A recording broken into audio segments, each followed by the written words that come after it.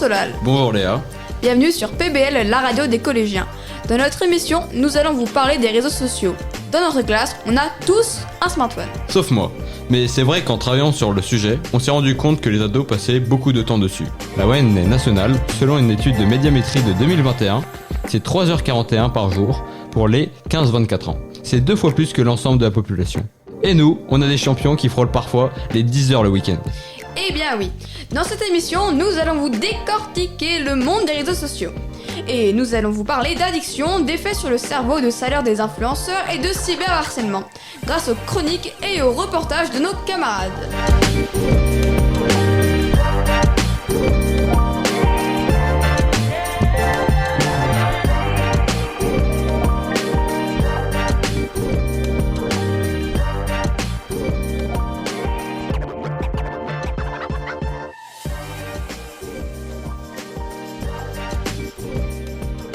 Pour commencer cette émission, je me tourne vers toi, Léa, puisque tu as mené avec Lohan une véritable enquête sur le terrain dans notre collège Paul Barreau, ici à Lorme.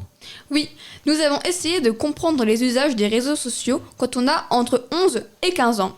Sur 84 élèves interrogés, seuls 6 n'ont pas de téléphone.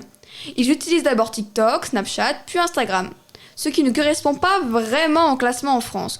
Selon une étude Ipsos de 2023, les jeunes Français se servent en priorité d'Instagram, puis Snapchat et TikTok.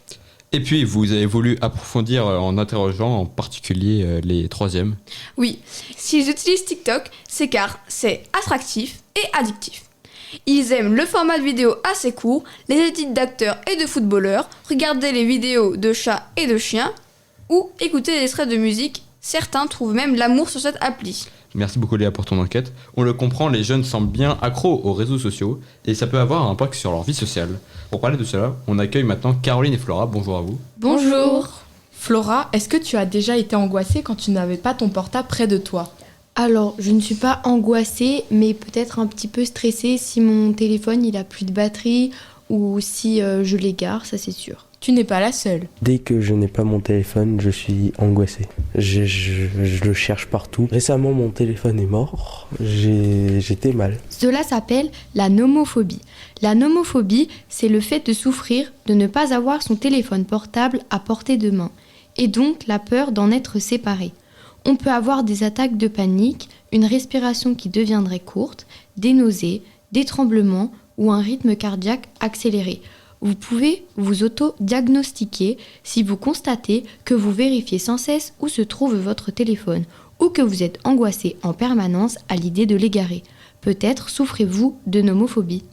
En moyenne, les jeunes passent 4 heures sur leur téléphone par jour. Cela a-t-il un impact sur leur vie ? On a donc demandé à nos camarades si le fait d'avoir un téléphone avait changé quelque chose dans leur vie. Je sors moins de chez moi. Que j'ai mon écran. C'est pas sur mon téléphone que je passe le plus de temps d'écran, mais c'est sur ma télé. Et où que je regarde ma série. Oui, je me rends compte que je passe beaucoup de temps sur mes écrans. Mais après, j'aime bien ça, quoi. Voilà. Depuis que j'ai un téléphone, je parle beaucoup moins à mes parents, mais beaucoup plus à mes amis. Parce que mes parents, quand je les vois, c'est dans la vraie vie, et mes amis, c'est sur le téléphone. Je dors à environ 4 heures par nuit. Le reste du temps, je regarde le téléphone. J'ai souvent refusé de sortir avec mes amis pour continuer de regarder mon téléphone. Je suis à 3-4 heures d'écran par jour. Et le week-end, ça varie. Il y a des fois, je passe... 10 heures. Je suis gênée un peu. Je trouve que c'est beaucoup quand même. Depuis que j'ai réalisé, j'essaye de réduire un peu. Je mets un limitateur sur certaines applications. Depuis que j'ai un téléphone avec mes parents, c'est un peu plus compliqué. C'est plus conflictuel parce que dès que je suis un peu dessus, ils me disent de le ranger ou je l'ai souvent dans la poche ou dans la main et du coup ils me disent de le poser. Solal, tu vas avoir un portable à Noël. Est-ce que toi aussi, tu as peur de t'embrouiller avec tes parents ? Non, ça va. Je n'ai pas peur de m'embrouiller avec mes parents, mais ils sont sympas et voilà. C'est cool. Ouais, c'est bien. Merci beaucoup Caroline et Flora pour votre chronique et merci de nous avoir appris ce nouveau mot, nomophobie.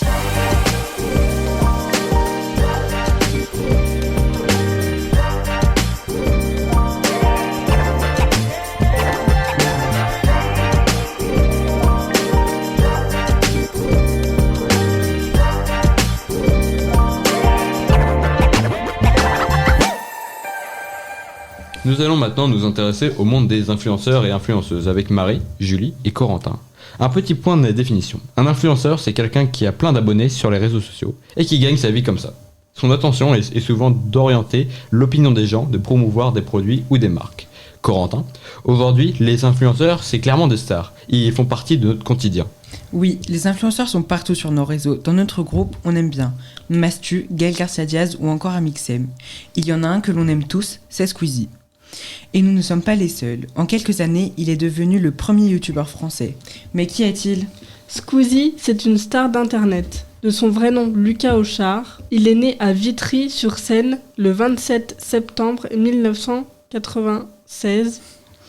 Il a donc 27 ans, il lance sa première chaîne YouTube grâce à son père qui lui a offert sa première caméra HD pour ses 15 ans.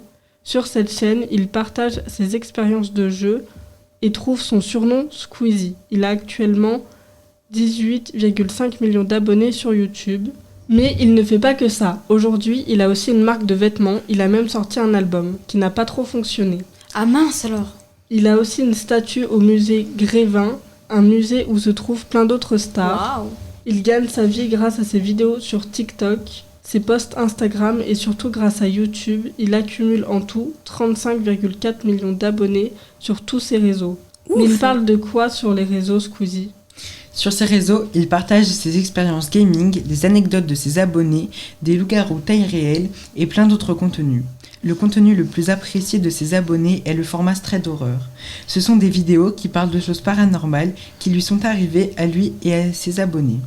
Julie, pourquoi aimes-tu Squeezie ? J'aime bien Squeezie car il a un bon esprit. Il fait son business avec moralité dans le sens où, pour ce que j'en ai vu, il a conscience de l'influence qu'il a et il l'utilise pour diffuser des valeurs qu'on pourrait dire bon enfant. Je trouve ça classe et j'aime bien qu'il invite beaucoup de gens et des personnalités publiques. Il trouve de bonnes idées de contenu. J'adore surtout ses threads d'horreur, ses loups-garous géants et ses vidéos Qui est l'imposteur. Il y a Squeezie, mais dans la classe, il y a aussi Léna Situation, qui est très suivie. Adèle, c'est toi qui nous la présente. Léna Mafouf, appelée Léna Situation sur les réseaux, est une influenceuse sur Instagram où elle a 4,4 millions de followers. Elle est très suivie sur YouTube et TikTok. Elle est aussi mannequin, entrepreneuse et vlogueuse. Elle a débuté sa carrière en 2015 et a aujourd'hui 25 ans. Victime d'harcèlement, de deepfake et de body shaming depuis sa venue au Festival de Cannes en 2023, Léna prend la décision de défendre les femmes avec un vrai hashtag body positive. Avec son contenu, elle encourage toutes les femmes à s'accepter telles qu'elles sont.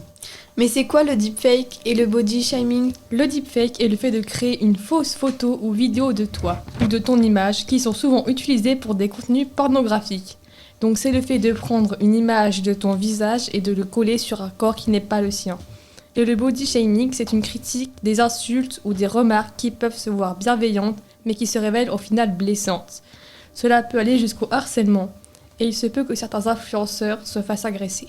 Léna a donc une influence positive sur le corps des femmes. Tandis qu'il y a d'autres influenceuses qui peuvent avoir un effet plutôt négatif, comme Maëva Guénam, célébrité sur Internet et participe à de la télé-réalité. Elle a 26 ans aujourd'hui et a plus de 3 millions de followers sur Instagram. Elle a fait de nombreuses chirurgies esthétiques. Avec son contenu, elle tente d'influencer les femmes en poussant leur corps à l'extrême. On est donc allé à la rencontre de professeurs et d'élèves au sein du collège pour leur demander si les réseaux sociaux avaient un impact sur l'image qu'ils avaient d'eux-mêmes. Les critères de la société qui disent qu'il faut être beau, musclé, vous en pensez quoi ? Et grand et tout ça. Je trouve qu'ils sont inutiles parce qu'on est comme on est et qu'on est bien selon comme on se sent dans son corps. Pas forcément un corps d'athlète ou quoi que ce soit et on est pourtant très bien dans son corps. La société essaie de mettre des gens dans des cases alors que c'est pas forcément la chose utile à faire. Je suis très très loin de la pub, des réseaux et tout ça, donc j'imagine que la virilité, voilà, c'est ça, voilà, et que doit être banni la bedaine, les rides, les joues qui tombent, etc. Quoi, tout ça ? Je pense que c'est une dictature infernale. Peux-tu donner ton avis sur les critères donnés sur le corps des femmes ? Eh bah c'est nul, parce que soit t'as des formes, du coup on dit que t'es trop grosse, ou soit t'es très très fine et on dit c'est un bâton. etc. Même si on n'a pas beaucoup de forme, il faut rester comme on est, genre on s'en fiche. Est-ce que vous avez des complexes? Probablement, mais si jamais j'en avais, il est hors de question que je les exprime comme ça, là, à tout va. Oui, j'en ai plusieurs même. Et est-ce que tes complexes sont venus à cause des réseaux sociaux ou c'était comme ça avant? Ah non, c'était comme ça avant, ils sont pas venus à cause des réseaux sociaux. Est-ce que tu as des complexes? Oui, un peu. Principalement causés après les réseaux sociaux. Et est-ce que tu utilises des filtres quand tu postes ou que tu envoies des photos? Oui, filtre noir et blanc, la base. À propos de filtres, environ 70% des créateurs de contenu utilisent des filtres sur Snapchat et environ 82% sur Instagram. Conclusion, restons vigilants quand on regarde des photos. Elles peuvent être trompeuses.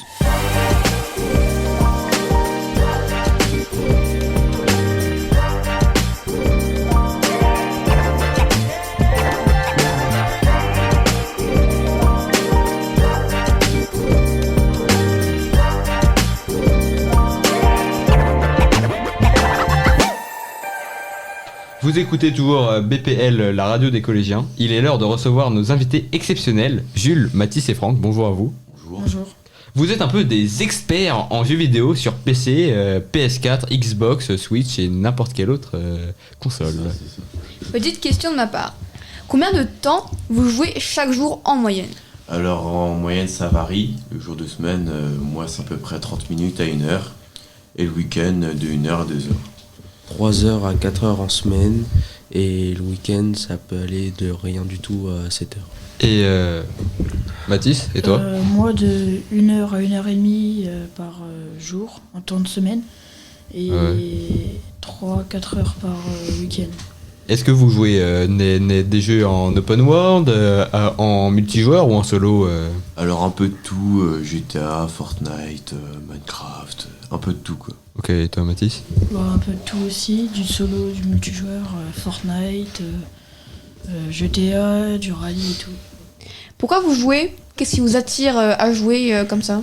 Ce qu'on peut pas faire dans la vraie vie, on le fait dans les jeux vidéo. Par exemple, si je prends une voiture et roule à 200 dans un jeu vidéo, je peux le faire. Que dans la vraie vie, je peux pas le faire. Un peu pour sortir de la réalité, quoi. Voilà. Sauf si t'as des milliards. Ouais, mais... moi c'est pour passer du temps, sortir de la réalité et voilà. Un peu de l'occupation quand t'as rien à faire. Est-ce que c'est la violence qui vous intéresse? Non, c'est le fait de pouvoir se défouler. Ouais, moi j'aime pas trop les jeux vidéo enfantins, je préfère le réalisme. Et qu'est-ce que tu appelles enfantin? Les Minecraft, Animal Crossing, c'est pas trop mon truc. Les jeux d'avant, un peu... Voilà, ouais. Merci pour vos témoignages. Solal, toi tu as enquêté sur les effets des écrans et réseaux sociaux sur nos cerveaux. Oui, au-delà de l'addiction, les écrans sont très dangereux pour le développement du cerveau, surtout quand on est tout petit. Si on regarde trop les écrans quand on est enfant, ça peut générer de l'hyperactivité, de l'impulsivité, des difficultés d'apprentissage, des troubles de la santé mentale, et ça peut nuire à notre sommeil. Donc, à notre scolarité, à notre vie, tout. Il y a un autre danger, c'est le cyberharcèlement. Bonjour, Élise, Romane et Héloïse. Bonjour. Mais c'est quoi exactement le cyberharcèlement? Alors, le cyberharcèlement est le fait de tenir des propos ou d'avoir des comportements répétés ayant pour but une dégradation physique ou mentale de la victime. Donc, ça se traduit par du stress, des maux de tête, des maux de ventre et de l'isolement. Et ce harcèlement a lieu sur les réseaux sociaux de façon anonyme très souvent. Le cyberharcèlement a donc lieu à l'école, mais aussi à la maison, sur le téléphone. En effet, derrière un écran, il devient facile de critiquer ou d'insulter des personnes que l'on ne connaît ou pas. Donc si on veut partager une information, c'est sûr que c'est plus facile et ça se partage plus rapidement. Donc on a un exemple de l'INSEE, c'est une adolescente de 13 ans qui a mis fin à ses jours en 2023 après avoir subi une vague de harcèlement au collège et ensuite donc c'est arrivé sur les réseaux sociaux chez elle. Sa meilleure amie a témoigné donc, sur la situation de l'INSEE. Donc, sa harceleuse l'a critiquée sans cesse sur ses vêtements, sa façon de se maquiller ou sur sa coupe de cheveux. C'était sans arrêt des insultes, des moqueries, tout d'abord au collège et ensuite ça a continué sur les réseaux sociaux. Donc, c'est là qu'on va parler de cyberharcèlement. L'INSEE a été frappée, donc plus principalement par des filles, Donc voilà, elle a eu affaire à des harceleuses.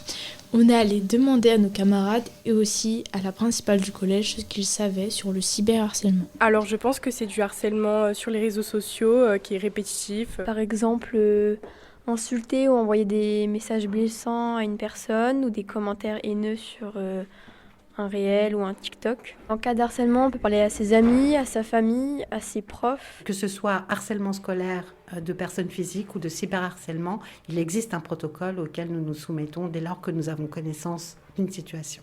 C'est quoi votre protocole ? Recevoir les élèves cibles, victimes, recevoir les élèves présumés auteurs de harcèlement, les interroger, démêler la situation et prendre tout de suite la mesure de la gravité pour que la situation ne dure pas, cesse le plus rapidement possible.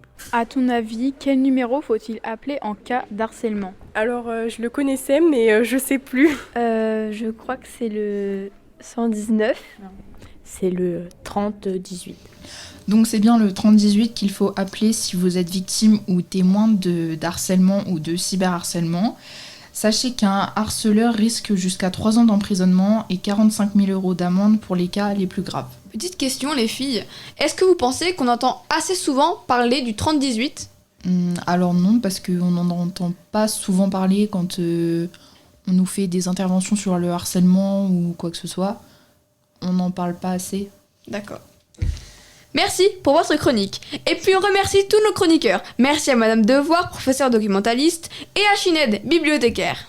On remercie toutes les personnes qui ont répondu à nos questions. PBL, la radio des collégiens, c'est déjà fini. Mais retrouvez-nous sur les réseaux ou directement au collège Paul Barreau. À bientôt. Bisous.